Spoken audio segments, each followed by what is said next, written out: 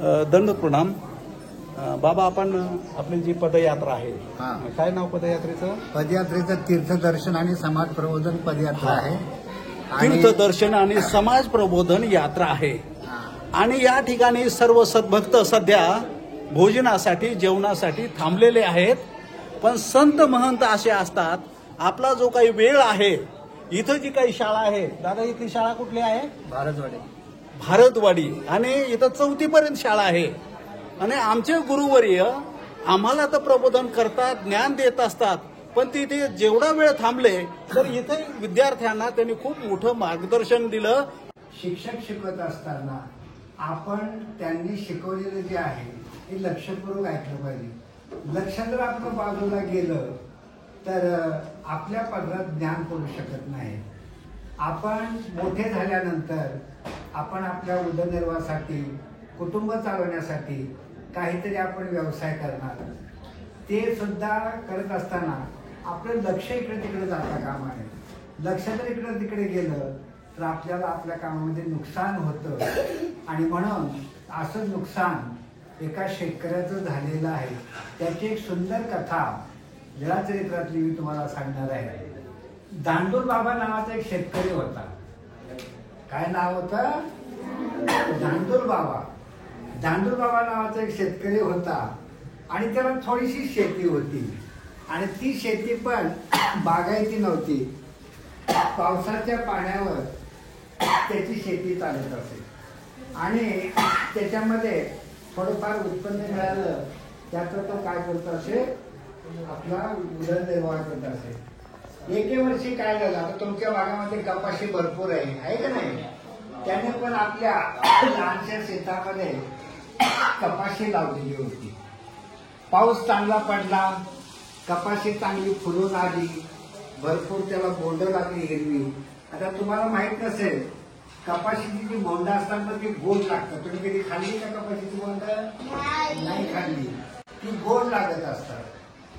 मग गंमत काय व्हायची, कपाशी मोठी भरलेली आहे, हिरवीगार झालेली आहे. आणि त्यावेळेला काय होती गंमत, संध्याकाळच्या वेळेला स्वर्गातून इंद्राचा हत्ती तो खाली भूमीवरती येतो, पृथ्वीवरती येतो. स्वर्ग नावाचा एक प्रदेश आहे आणि तिथे इंद्र वगैरे देवता राहतात. त्यांचा एक मोठा हत्ती आहे, त्याला ऐरावत असं नाव आहे. आणि मग हा हत्ती तो संध्याकाळ झाल्यानंतर, दिवस मावळल्यानंतर तो त्या दांडूर बाबाच्या शेतामध्ये यायचा आणि कपाशी खायचा, हिरवीगार कपाशी खायचा. आता दांडूर बाबा जेव्हा सकाळी शेतावर यायचे, पाहायचे अरे माझी कपाशी कोणीतरी खाल्लेली आहे. पण दांडूर बाबाच्या लक्षात नाही आलं की कपाशी कोण खातो, त्याच्या लक्षात नाही आलं. मग एक दिवशी ते ठरवलं की आपण राखण राहायचं. आणि मग दांडूर बाबा संध्याकाळच्या वेळेला हातामध्ये काठी घेऊन त्या ठिकाणी राखण राहिला. दिवस मावळला, सूर्य मावळला, अंधार पडायला लागला. आणि ज्याप्रमाणे आकाशातून एखादे हेलिकॉप्टर बघितले की तुम्ही कधी आकाशामध्ये, ते हेलिकॉप्टर जसं खाली उतरावं त्याप्रमाणे तो हत्ती त्या दांडूरबाबाच्या शेतापाशी येऊन पोचला. आणि त्यांनी कपाशी खायला सुरुवात केली. मग दांडूरबाबांनी पाहिलं, अरे च्या, हे जनावर आपली कपाशी खातं म्हणे. मी तर गरीब शेतकरी आहे, यांनी जर कपाशी खाल्ली तर माझं पोट कसं काय भरेल, माझं नुकसान होईल. म्हणून दांडूर बाबाला राग आला. त्याच्या हातामध्ये काठी होती. तो दांडूर बाबा धावत धावत गेला आणि त्या हत्तीच्या पाठीवर त्यांनी काठी मारली. आता थोडा अंधार पडलेला असल्यामुळं हत्तीचा रंग पण काळा असतो. तुम्ही हत्ती पाहिला का कधी? हत्तीचा रंग पण काळा असतो. त्याला वाटले म्हैसच आहे. आणि मग त्यांनी काय केलं, त्याचं हत्तीचं शेपूट धरलं आणि त्याच्या पाठीवरती काठी मारली. आता तो हत्ती कोणाचा होता? इंद्राचा हत्ती होता. तो हत्ती आकाशात त्याने उड्डाण केलं वरती. दांडूर बाबांनी ठरवलं की याचं शेपूट काय सोडायचं नाही. कुठं जातोय बघू. आणि म्हणून हत्ती वरवर चालेल, जसं विमान जसं आकाशामध्ये वरती वरती जातं त्याप्रमाणे तो हत्ती आकाशामध्ये वर चाललेला आहे. स्वर्गामध्ये पोचला, तिथे इंद्राचा दरबार भरलेला होता. त्या दरबारामध्ये जो हत्ती जाऊन पोचला, दांडूबाबांनी हत्तीचं शेपूट मात्र काही सोडलं नाही. आणि मग तिथे दरबारामध्ये गेल्यानंतर दांडूबाबाला वाटलं की हा जो सिंहासनावरती बसलेला इंद्र आहे ना, हाच याचा मालक असेल. म्हणून दांडूबाबा रागारागामध्ये काय म्हणतो, अहो हे तुमचं म्हैसरू विकून टाका, नाही तर चोराला देऊन टाका, कशाला पाळलेलं आहे. ते म्हणे झालं काय, काय झालं म्हणजे हे त्या म्हैसऱ्याने आमची सगळी कपाशी खाऊन टाकली म्हणे. काय केलं, कपाशी खाऊन टाकली. आणि मग माझं नुकसान झालं, आता मी पोट कसं भरायचं असा प्रश्न त्याने इंद्राला विचारला. इंद्राने सांगितलं की काही काळजी करू नका बाबा, ज्या तिथे पलीकडे स्वर्गामध्ये पैशाची खोली भरलेली आहे, तिथून तुम्हाला लागतील तेवढे पैसे भरून घेऊन जा, पण आमच्या हत्तीला तुमच्या कपाशीमध्ये चढू द्या. तुम्ही मग मला काय करायचं, मला पैसेच पाहिजे. कपाशी तरी किती पैसे मिळाले असते. मग त्यांनी काय केलं, आपली घोंगडी हंतरली आणि सोन्याचे नाणे त्या घोंगड्यामध्ये भरून घेतले. भरून घेतल्यानंतर गाठोडं बांधलं. इंद्राला विचारलं, आता जाऊ कसा मी खाली. इंद्राने विचारलं, आलाच कसा. ते म्हणे हत्तीचं शेपूट धरून आलो म्हणे. मग आता असं कर, उद्या संध्याकाळी हा हत्ती पुन्हा खाली पृथ्वीवर कपाशी खाण्यासाठी जाईल, तेव्हा त्याचे शेपूट धरून पुन्हा जा. म्हणजे काय हरकत नाही. मग त्या दिवशी तो दांडूबाबा स्वर्गामध्येच राहिला. आणि मग संध्याकाळ झाली, हत्ती जायला निघाला. दांडूबाबाला समजलं, जसं एखादी एसटी आली की आपण घाईघाईमध्ये जाऊन एसटीमध्ये जाऊन बसतो. तुम्ही रेल्वे बघितली का, रेल्वेत जसं घाईघाईत जाऊन बसतो आपण, तसं दांडूबाबांनी काय केलं, ते पैशाचं गाठोडं हत्तीच्या पाठीवरती ठेवलं आणि घाईघाईचं शेपूट धरलं.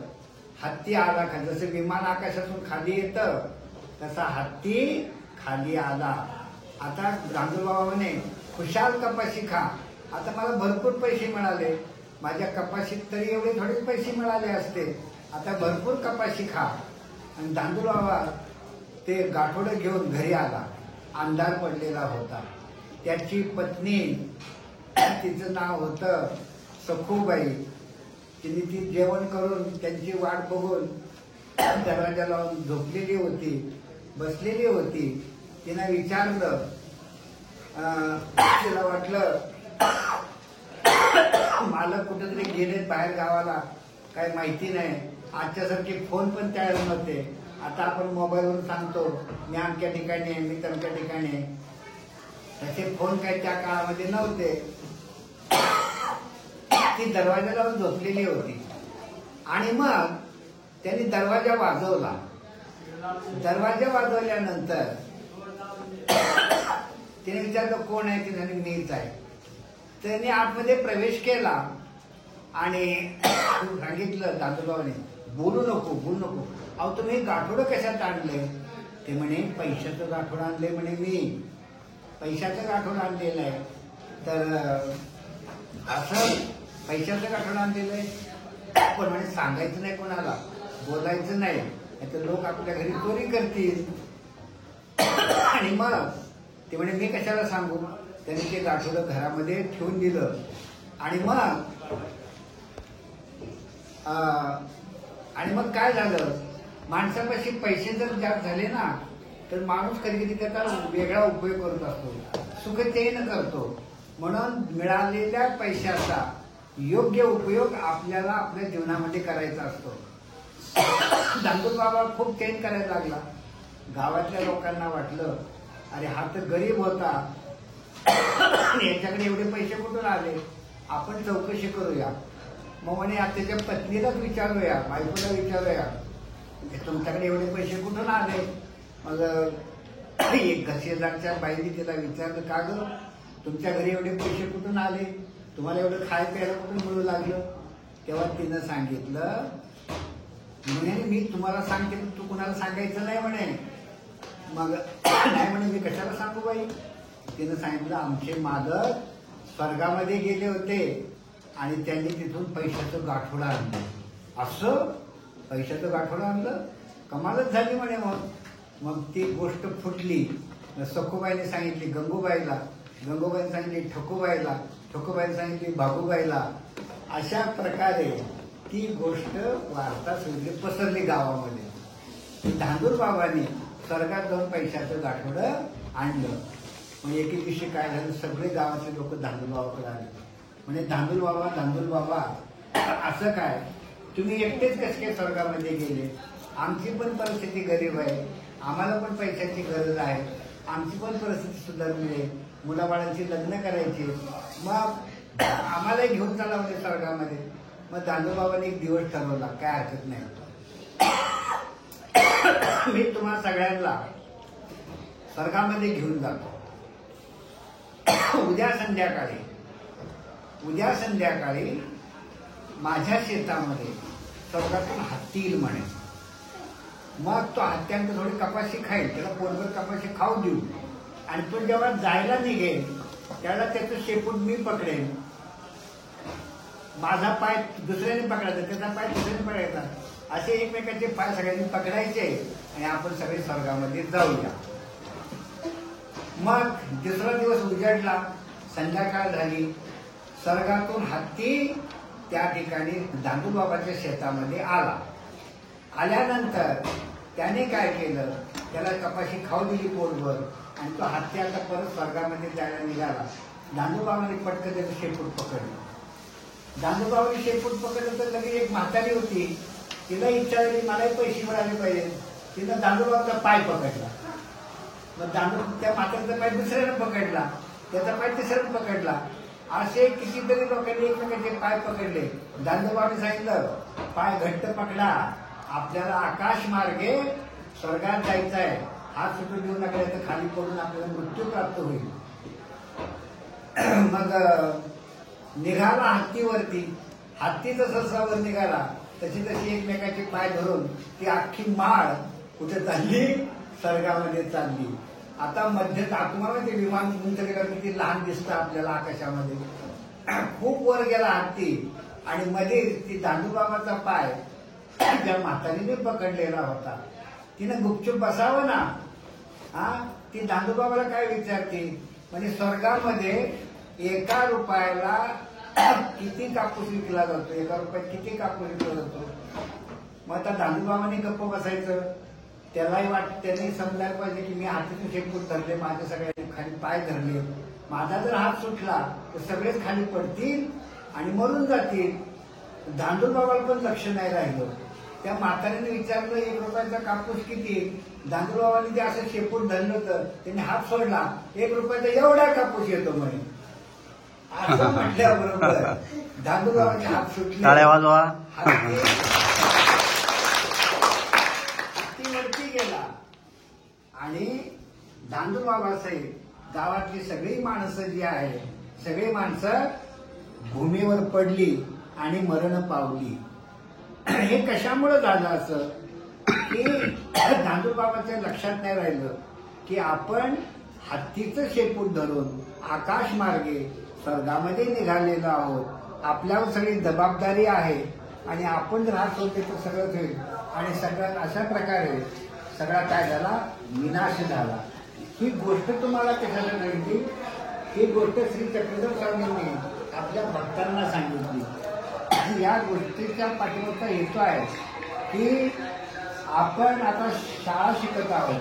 तुम्ही मग पुढे हायस्कूलमध्ये जाल, महाविद्यालयामध्ये जाल, उच्च प्रतीचं शिक्षण घ्याल, तर प्रत्येक ठिकाणी आपलं लक्ष हे असणं फार महत्वाचं आहे. आपलं जर लक्ष असेल तर आपण जीवनामध्ये सफलता प्राप्त करू. मग तुम्ही पुढे कोणी शेती करेल, कोणी प्रपंच करेल, कोणी नोकरी करेल, कोणी एखादा व्यापार करेल, कोणी दुकान चालवेल. अशा वेगळ्या प्रकारचे व्यवसाय आपल्याला आपल्या संसार प्रपंच चालवण्यासाठी करावे लागतात. एक लक्षात ठेवायचं की प्रत्येक कृती करताना, प्रत्येक गोष्ट करताना आपलं लक्ष जे आहे त्या कामामध्ये एकाग्र असलं पाहिजे, केंद्रित असलं पाहिजे, अभ्यासामध्ये लक्ष केंद्रित असलं पाहिजे. ते जर असेल तर आपल्याला आपल्या जीवनामध्ये उत्तम प्रकारची सफलता प्राप्त होते. नाहीतर दांडू बाबासारखं मरण आल्याशिवाय राहत नाही. आणि म्हणून एकाग्रता, लक्ष हे जीवनामध्ये अतिशय महत्वाचं आहे. हा या गोष्टीचा काय आहे, सारांश आहे. गोष्ट आवडली का तुम्हाला? हा, जोरात जोरात जोरात जोरात.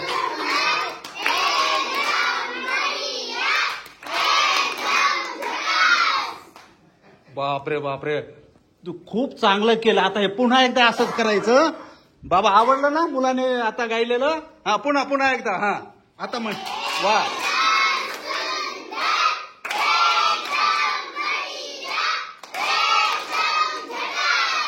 बाबा आज तुम्ही मार्गदर्शन दिलं, तुम्हाला कसं वाटलं इथं मुलांना द्यावं म्हणून? हा, मी कथा सांगून मार्गदर्शन करत असताना मुलांच्या चेहऱ्यावरती एक उत्साह दिसत होता, हा. आनंद दिसत होता. आणि जे सांगितलं जात आहे ते आपल्या भविष्यासाठी उपयोगी पडणार आहे असे भाव मला त्यांच्या चेहऱ्यावरती दिसत होते. आणि म्हणून अशा पद्धतीने इथं मार्गदर्शन केलं. समाज प्रबोधन आहे. मी कार्यक्रमामध्ये बाबांच्या बरोबरच आहे. व्यसनमुक्तीपासून कसं दूर राहायचं, व्यसनापासून, याचंही प्रबोधन बाबांनी बऱ्याच ठिकाणी केलेलं मी पाहिलेलं आहे. आणि आजच्या गावकऱ्यांसाठी तेवढंच नव्हे तर मुलांसाठी सुद्धा खूप मोठं प्रबोधन केलेलं आहे. दंडवत प्रणाम. दंडवत प्रणाम बाबा, खूप खूप आभार.